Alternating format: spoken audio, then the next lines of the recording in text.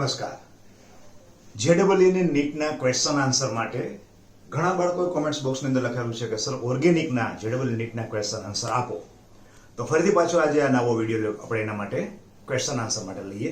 Question છે, પહેલો question, HClO4, HClO2, HClO અને HClO3 આ છે હેલોજનના ઓક્સો એસિડ. આના માટે એસિડિક પ્રબળતાનો ક્રમ જણાવો. હેલોજનના ઓક્સો એસિડની એસિડિક પ્રબળતાનો ક્રમ જણાવવા માટે પહેલા તો એ જાણવું પડે કે હેલોજનના ઓક્સો એસિડની એસિડિક પ્રબળતા શાની ઉપર આધાર રાખે છે. હેલોજનના ઓક્સો એસિડની એસિડિક પ્રબળતા હેલોજનની ઓક્સિડેશન અવસ્થા ઉપર આધાર રાખે. જેમ હેલોજનની ઓક્સિડેશન અવસ્થા એ એસિડની અંદર વધારે એમ એની એસિડિક પ્રબળતા વધારે. એટલે પહેલા તો આપણે શું કરવું પડે, દરેકની ઓક્સિડેશન અવસ્થા કાઢવી પડે. જેમ કે પહેલો છે HClO4, આને ઓક્સિડેશન અવસ્થા હેલોજનની કાઢવાની છે. આની ઓક્સિડેશન અવસ્થા કેટલી છે નક્કી કરવા માટે પહેલા ઓક્સિજનની કરીએ. ઓક્સિજનની કેટલી થઈ? ઓક્સિજનની 1 ની ઉપર -2 હોય તો 4 ની થઈ -8. અહીંયા હાઇડ્રોજનની ઓક્સિડેશન અવસ્થા દરેકની અંદર +1 હોય. હવે તમે બેલેન્સિંગ કરો તો આ જગ્યાએ કેટલા આવવા જોઈએ? -8 +1, એનો મતલબ કે +7 છે અહીંયા. તો આની ઓક્સિડેશન અવસ્થા હેલોજનની ઓક્સિડેશન અવસ્થા +7 છે. હવે બીજું કરીએ, HClO2 આના માટે નક્કી કરીએ તો અહીંયા ઓક્સિજન ઉપર 1 ઉપર -2, તો 2 ઉપર થાય -4. આની ઉપર હાઇડ્રોજન ઉપર +1, તેથી કરીને બેલેન્સિંગ કરવા માટે હેલોજન ઉપર કેટલો રહેશે? +3. એનો મતલબ કે આની અંદર હેલોજનની ઓક્સિડેશન અવસ્થા +3 છે. એના પછી ત્રીજો જોઈએ, HClO. આની કરીએ તો ઓક્સિજન એક જ છે એટલે -2 થયો. હાઇડ્રોજન +1, એનો મતલબ કે બેલેન્સિંગ કરીએ તો આ +1 થયો. એનો મતલબ આની અંદર હેલોજનની ઓક્સિડેશન અવસ્થા +1. અને એના પછી HClO3 કરીએ 3 દુને 6 +1, અહીંયા +5. એનો મતલબ કે આની અંદર હેલોજનની ઓક્સિડેશન અવસ્થા +5 છે. તો હેલોજનની ઓક્સિડેશન અવસ્થા જેમ વધારે એમ એની એસિડિક પ્રબળતા વધારે કહેવાય. તો સૌથી વધારે એસિડિક પ્રબળતા કોની થાય? આ સૌથી વધારે. આનો ક્રમ કયો છે? પહેલો. એનો મતલબ સૌથી વધારે ઓક્સિડેશન અવસ્થા +7 HClO4 સૌથી વધારે. એનો મતલબ સૌથી વધારે એસિડિક કોણ? તો કે 1. એના પછી ઓછી ઓક્સિડેશન અવસ્થા HClO3 એનો મતલબ કે 4 એના કરતા ઓછો, કારણ કે 5 પછી કોણ આવશે? 7. એના કરતા એના પછી ઓછો કોણ આવે? 4. એના પછી આગળ જુઓ તો કે આ 3 HClO2 એટલે 2, એનો મતલબ એના કરતા ઓછો 2. અને લાસ્ટ રહેશે HClO એટલે લાસ્ટ રહેશે 1. આ એનો એસિડિક પ્રબળતાનો ક્રમ આપણે વધારે કરવાનો છે ને, એટલે આ પોઝિશન આવશે ને, આ પોઝિશન આવશે, આ પોઝિશન. હવે આની ઉપરથી આપણો જવાબ સાચો કયો? સાચો જવાબ કરીએ તો કે 1 4 2 અને 3. 1 4 2 3 એટલે સાચો જવાબ આ બનશે. બીજો ક્વેશ્ચન છે, સોડા લાઇમ અને ઝિંક પાવડર. સોડા લાઇમ એટલે NaOH અને કેલ્શિયમ ઓક્સાઇડનું મિશ્રણ. સોડા લાઇમ અને ઝિંક પાવડરને અનુક્રમે X અને Y સાથે ગરમ કરવામાં આવે છે. એટલે કે સોડા લાઇમ X માં નાખો છો અને ઝિંક પાવડર છે એ Y માં નાખો છો, પછી ગરમ કરો છો. ગરમ કરતા બેન્ઝીન મળે છે. બંનેમાં બેન્ઝીન મળે છે. પહેલામાં પણ બેન્ઝીન મળે છે અને અહીંયા પણ બેન્ઝીન મળે છે. તો X અને Y અનુક્રમે શું હશે? સોડા લાઇમ એટલે કે કેલ્શિયમ ઓક્સાઇડ અને સોડિયમ હાઇડ્રોક્સાઇડ, આનું મિશ્રણ. યાદ કરો, જનરલી ક્યાં વપરાય છે? ડીકાર્બોક્સિલેશન. ડી એટલે નીકળી જવું, કાર્બોક્સિલેશન એટલે કે CO2 નીકળી જવો. આ જગ્યાએ સોડા લાઇમ વપરાય છે.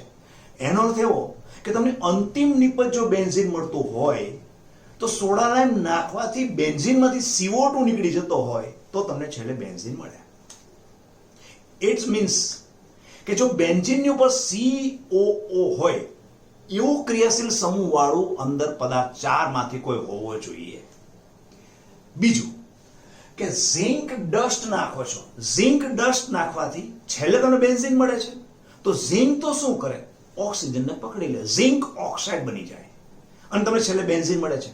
તો બેન્ઝીનની ઉપર ઓક્સિજન હોવો જોઈએ, તો જ તમારો ઝિંક ઓક્સાઇડ બને અને છેલ્લે બેન્ઝીન. તો બેન્ઝીનમાં કંઈક ઓક્સિજન લાગેલો હોય તો ઓક્સિજન નીકળી જાય તો પાછો હાઇડ્રોજન ત્યાં રહેવો જોઈએ ને, એનું સ્થાન તો લેવો જોઈએ કે નહીં. એનો અર્થ એવો કે બેન્ઝીનની ઉપર ઓક્સિજન નીકળી જાય અને ત્યાં હાઇડ્રોજન આવે તો તમે બેન્ઝીન કહી શકો. તો આવું તો કહ્યું તો કે અહીંયા બેન્ઝીનની પર O, એની બાજુમાં હું H કરું, ઝિંક ડસ્ટ સાથે પ્રક્રિયા કરું એટલે કે ઝિંક પાવડર સાથે પ્રક્રિયા કરું તો ઝિંક અને ઓક્સિજન જોડાઈ જાય તો માઇનસ ઝિંક ઓક્સાઇડ થાય, પણ પેલો હાઇડ્રોજન ત્યાં જ રહી જાય તો બેન્ઝીન થાય ને. એનો અર્થ એવો કે આવા સમયે આપણો આ પદાર્થ ફિનોલ હોવો જોઈએ. બીજી વસ્તુ, હવે જો તમે સોડા લાઇમ સાથે પ્રક્રિયા કરો એનો મતલબ કે કેલ્શિયમ ઓક્સાઇડ અને સોડા લાઇમ એટલે કે કેલ્શિયમ ઓક્સાઇડ અને સોડિયમ હાઇડ્રોક્સાઇડ, આમાંથી તમે કરશો એટલે બેન્ઝીનની ઉપર કોણ હોવું જોઈએ તો કે C double bond O, COO double bond નહીં, CO2 નીકળી જશે. પણ જેવી રીતે અહીંયા O નીકળ્યો ને હાઇડ્રોજન હોવો જોઈએ તો એવી રીતે અહીંયા પણ આ નીકળી જાય, આખો આ ભાગ નીકળી જાય તો સાથે અંદર હાઇડ્રોજન તો જવો જોઈએ ને, તો હાઇડ્રોજન તો હોવો જોઈએ. માનો કે અહીંયા હાઇડ્રોજન હોય તો માઇનસ થાય Na2CO3, અહીં બે લઈએ. એવા સમય દરમિયાન હાઇડ્રોજન લાગી જાય અને તમને બેન્ઝીન મળે છે તો આમ બે પદાર્થ તમારા થયા કયા, તો આ આપણે લીધો તો આ કયો થયો, આ એસિડિક એસિડ, આ થયો એસિડિક એસિડ ની બેન્ઝોઇક એસિડ. આમ X પદાર્થ શું થયો જેને સોડા લાઇમ સાથે પ્રક્રિયા કરો છો તો આ X પદાર્થ થયો, અને ઝિંક ડસ્ટ સાથે પ્રક્રિયા કરો છો એ તમારો Y થયો. તો આ બેન્ઝોઇક એસિડ અને ફિનોલ જે હોય એ આપણો જવાબ સાચો કહેવાય. ટોલ્યુન, એનિલિન, સોડિયમ બેન્ઝોએટ અને ક્લોરોબેન્ઝીન બેન્ઝોઇક એસિડ અને ફિનોલ એટલે જવાબ થયો સી સાચો થયો. ઓકે, પછીનો ક્વેશ્ચન, પોટેશિયમ એસિટેટના જલીય દ્રાવણનું, પોટેશિયમ એસિટેટ છે પાણીમાં નાખેલો છે એનું જલીય દ્રાવણ છે, એનું વિદ્યુત વિભાજન કરવાથી શું મળશે? તો પોટેશિયમ એસિટેટનું પહેલા તો સૂત્ર આપણને ખ્યાલ હોવો જોઈએ.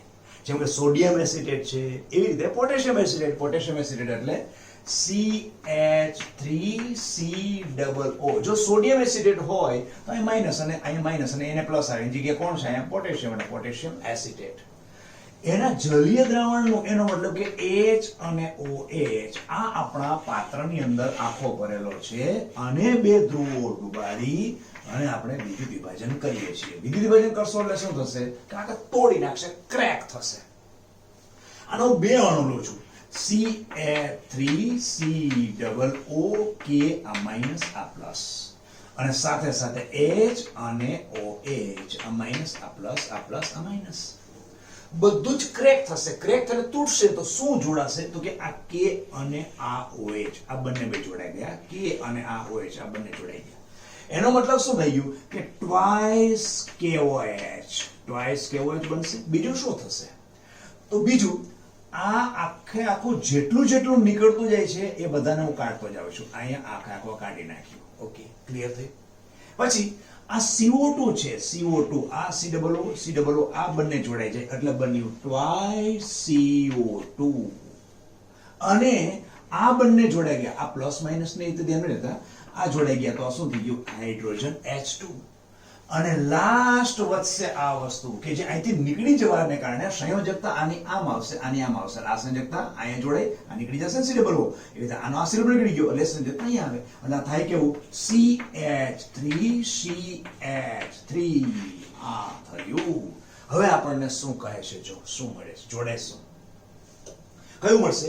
CH4 નથી, C2H4 નથી, C2H6 C2 H6 એનો મતલબ આપણને કોણ મળશે C2H6 હવે જો પછી એમ પ્રશ્ન થાય કે આ H2 કેવી રીતે હોય કારણ કે આ તો ઇલેક્ટ્રોન નથી તો ત્યાં જઈને શું કરશે ઇલેક્ટ્રોન લઈ લેશે એટલે કઈ જગ્યાએ જશે ઋણ ધ્રુવ પર જશે તો ઇલેક્ટ્રોન લઈને હાઇડ્રોજન વહી છૂટો પડશે એટલે પછી એવું કન્સિડર ન કરતા કે કેવી રીતે જોડાય એ ઓલરેડી વિદ્યુત વિભાજનની અંદર એનોડ અને કેથોડ પાસે સંયોજન છે અને ઇલેક્ટ્રોન ગુમાવે અથવા તો મેળવે અને તમને સંયોજન મળી જાય આમ આપણને મળ્યું કોણ C2H6 એટલે જવાબ આપણો થયો C જવાબ સાચો છે એના પછીનો ક્વેશ્ચન છે ચોથો એસિટોન અને એસિટોફિનોન જો બંને કાર્બોનિલ સમૂહ ધરાવે છે એટલે કે બંને કીટોન છે એસિટોન અને એસિટોફિનોન આને અલગ કરવા માટે કયો પ્રક્રિયક વપરાય હવે બંનેમાં કાર્બોનિલ સમૂહ છે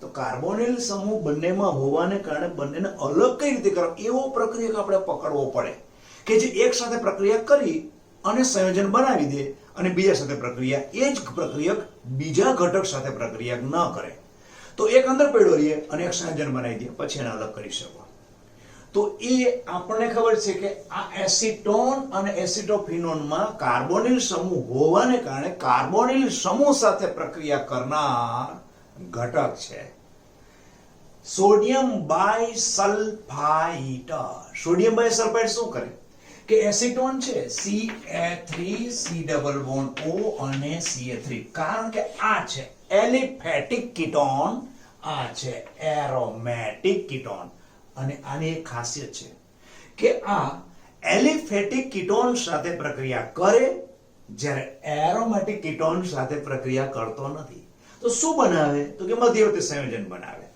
સોડિયમ બાયસલ્ફાઇડ આની સાથે પ્રક્રિયા કરીને આ બંધ તૂટી જાય અને એ જગ્યાએ આખો અણુ યોગ થઈ જાય યોગશીલ પ્રક્રિયા જેને કહેવાય સોડિયમ બાયસલ્ફાઇડ અને એસિટોન પ્રક્રિયા કરી એસિટોન સોડિયમ બાયસલ્ફાઇડ બનાવી દે અને પછી એનું ખનિજ એસિડ સાથે પ્રક્રિયા કરો ગરમ કરો એટલે ફરીથી પાછો તમારો એસિટોન છૂટો પડી જાય આ જે પ્રક્રિયા આની સાથે આપણે કરીએ છીએ કીટોનની એ એસિટોનના શુદ્ધિકરણની પ્રક્રિયા કહેવાય ત્રણ યોગશીલ પ્રક્રિયા છે એમાંની આ એક પ્રક્રિયા કે આલ્ડિહાઇડ કે કીટોન કે જેમાં CO એટલે કાર્બોનિલ સમૂહ છે એની સોડિયમ બાયસલ્ફાઇડ સાથે પ્રક્રિયા કરો એટલે મધ્યવર્તી સંયોજન બને છે જે મધ્યવર્તી સંયોજન એ પ્રક્રિયા યોગશીલ પ્રક્રિયા કહેવાય એટલે કે આખો યોગ જ થઈ જાય ઉમેરાય જ જાય એટલે બને એસિટોન સોડિયમ બાયસલ્ફાઇડ અને પછી એને ખનિજ એસિડ સાથે ગરમ કરશો એટલે ફરી તમને જે મૂળ ઘટક આલ્ડિહાઇડ કે કીટોન હશે એ તમને ફરીથી પાછો મળી જશે પણ એ તમારો આલ્ડિહાઇડ કે કીટોન એ તમારો એલિફેટિક હોવો જોઈએ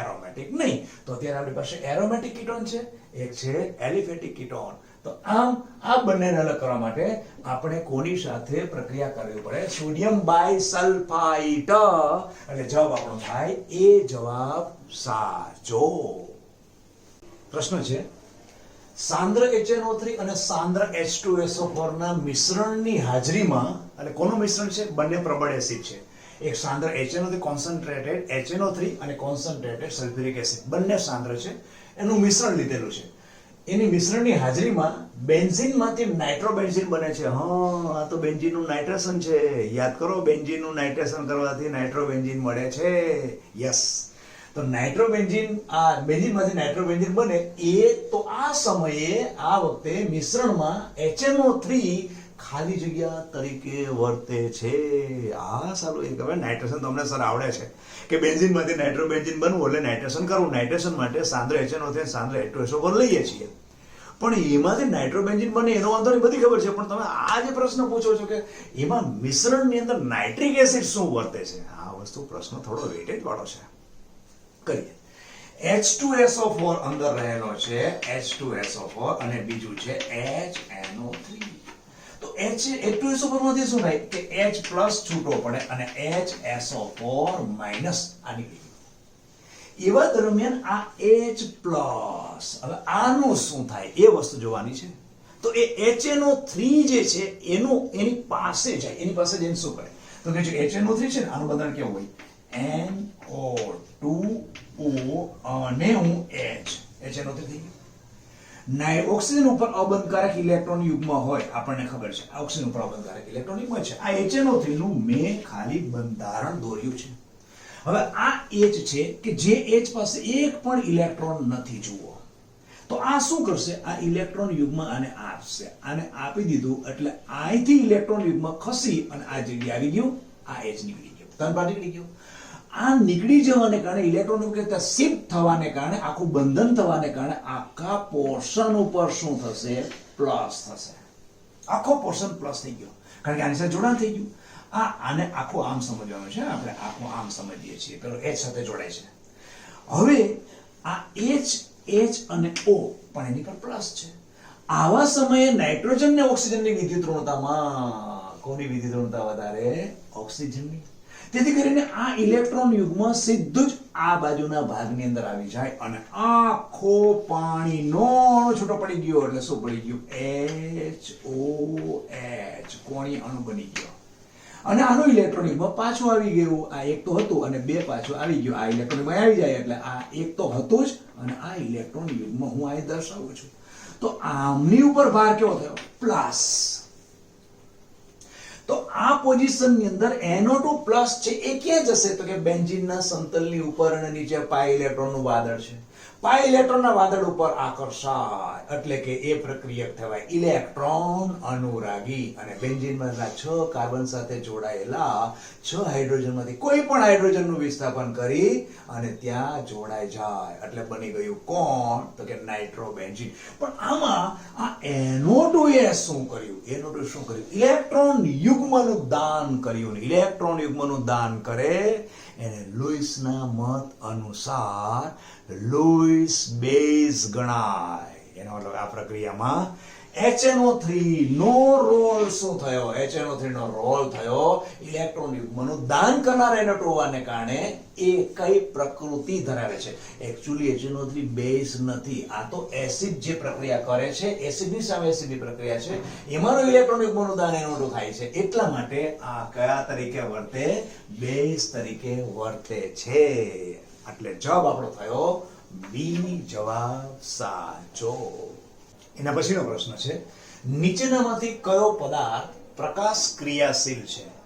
જો પ્રકાશ ક્રિયાશીલતાનો ગુણધર્મ દર્શાવવા માટે એક પરમાણુ અસમ કાર્બન હોવો જોઈએ. અસમ કાર્બન એટલે કિરાલ કાર્બન ધરાવતો પરમાણુ હોય તો જ તમારું એ સંયોજન પ્રકાશ ક્રિયાશીલતાનો ગુણધર્મ ધરાવે.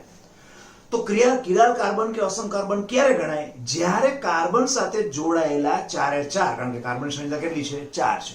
4 4 પરમાણુ કે ક્રિયાશીલ સમૂહ જુદા જુદા હોય એવા સમયે એ કાર્બનને આપણે અસમ કાર્બન કહીએ કે કિરાલ કાર્બન કહીએ. અને તેવા સમયે જ એ પદાર્થ સમતલે ધ્રુવિત પ્રકાશના કિરણનું કોણાવર્તન ડાબી બાજુ કે જમણી બાજુ એટલે કે ડેક્સ્ટ્રો કે લીવો બતાવી શકે છે. તો જોઈએ એના માટે બધા બંધારણ દોરવા પડે. કરીએ, ચાલો આનું બંધારણ દોરીએ. તો કાર્બન, એક કાર્બનની સંયુક્તતા વચ્ચેનો કાર્બન લઉં છું, એની સાથે કોણ જોડાયેલો છે? આ હાઇડ્રોજન. મેં હાઇડ્રોજન અહીં દોર્યો. બીજો કોણ છે? એની પાસે OH એટલે OH દોર્યો. અને બાકીના બે કોણ છે? CH3 કારણ કે બે CH3 છે. જુઓ તો આ કાર્બન સાથે 4 4 માં જુદા, એક જુદો OH, એક જુદો બીજો H છે, પણ બંને બાકીના બે સમાન છે. ઓકે, તો આ કાર્બન નો શું? એ કાર્બન તો જોવાનું આવતું નથી. એ કાર્બન 3 3 કોણ છે? 1 2 ને 3 હાઇડ્રોજન સમાન થયા. આને તમે આખું અલગ કરી શકો તો 3 હાઇડ્રોજન. એ જ પોઝિશન, આની 3 હાઇડ્રોજન સેમ છે ને, કાર્બન સાથે 1 2 ને 3 સંયુક્તતા હાઇડ્રોજન સાથે છે. એનો મતલબ કે આ કાર્બન અસમ કાર્બન નથી. આ કાર્બનની સેમ સિચ્યુએશન એટલે આ પણ કાર્બન અસમ કાર્બન માટે કાર્બન સાથે 4 4 પરમાણુ કે ક્રિયાશીલ સમૂહ જુદા હોવા જોઈએ. આમાં થોડું થાય છે. જો H છે અલગ, OH અલગ છે, બે તો અલગ થયા પણ બે પાછા સમાન થઈ ગયા. કોણ? CH3 સમાન થઈ ગયા. એટલે આ નથી.